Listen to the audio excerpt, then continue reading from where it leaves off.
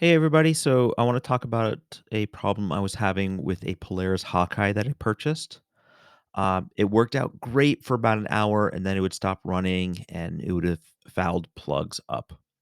I spent considerably more time than I should have trying to troubleshoot the issue. And the video that you're going to watch is one that I filmed before I even saw it worked out all of the kinks.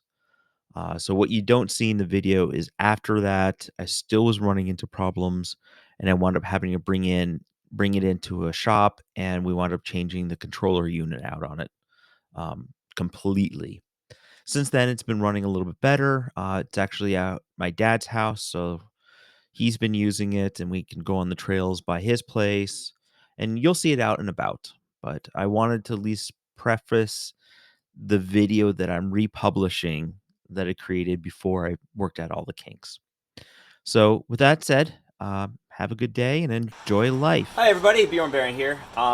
What I have here is a 2007 Polaris Hawkeye that I kind of just picked up, and it was running rich and would foul a plug in about an hour, or it did ride around for a little while and it foul a plug and it would just backfire and everything else would be horrible. And there's a couple things I want to mention. So the first thing we did always is we took the carburetor off and I rebuilt it and cleaned it up. We never got it running. It kept not running, kept not running, kept not running. I took a tester that I put in line, and what I found out, first of all, was I was not getting spark on a regular basis.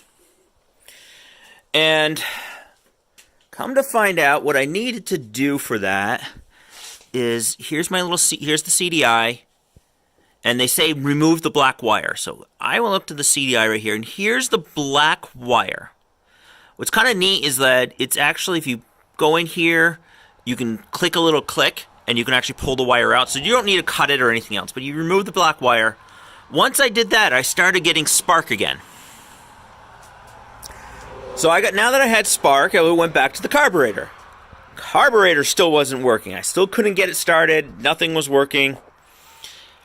And I spent several days. We took the carburetor out. I have a cheap Chinese one that I put in, and nothing was really working. What? And I said, screw it. And I said, okay, maybe it's the CDI, and I was going to start doing some ohms, and I said, okay, let me put everything back together.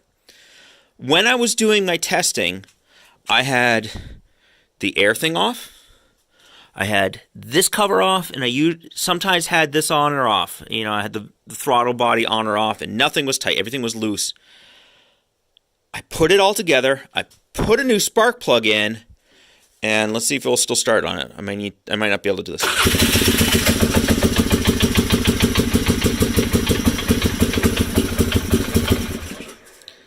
Certainly have some rod knock, which I don't like, but I know Polaris is... I've owned 3 Polarises, and I have not heard one without rod knock. So as much as I don't like this sound, and I might try and address it, I'm also not as worried. So yeah, couple tricks. If you work on the carburetor on your Polaris Hawkeye, put it all back together, 100%. All the covers, all these, tighten it down before you test it. The next thing is, if you have ignition, pull this little tiny black wire. You have it coming from the CDI. It goes into here, so where it's going in, you just want to keep that pulled. Are the 2 little tiny things. Also on the carburetor, I know I'm talking a lot, but also on the carburetor on the bottom, there's a little air mixture screw. From Polaris, it is actually locked, and you can't change it. You can drill it out, which I did do, and I changed the needle. Kind of glad I did, because it was a little bit bent.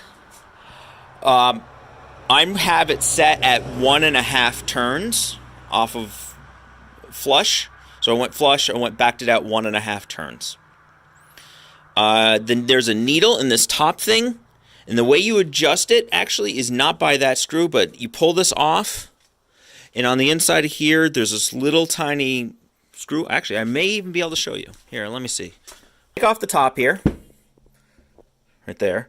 There's a little spring and everything else is in that one.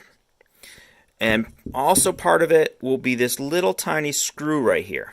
Or not even a screw, just jet. It doesn't have any holes in it, but it does have a size because it matches up with this right here, and it needs to close things up. What you need to do if you need to change it from rich to lean or something else is you move this little tiny clip on the top. Move this clip up or down on this. So when you're setting and you need to change it from more rich or lean, you change that little tiny clip. And that will adjust. That is your adjuster. And you don't even need to take the whole thing out. Like I said, you can adjust that just by pulling off this top cover. Kind of neat. If you need to change that little bottom screw that I'm talking about, let's see, it's literally right here on the very bottom. So it's probably one of the hardest places to get to. Okay. A lot of information. Wish I could go in a little bit more detail about it, but by all means, write a comment if you are in the same boat. Maybe I've figured something out. I'm really looking forward to my girls getting in to use this thing. Thank you, and have a good day.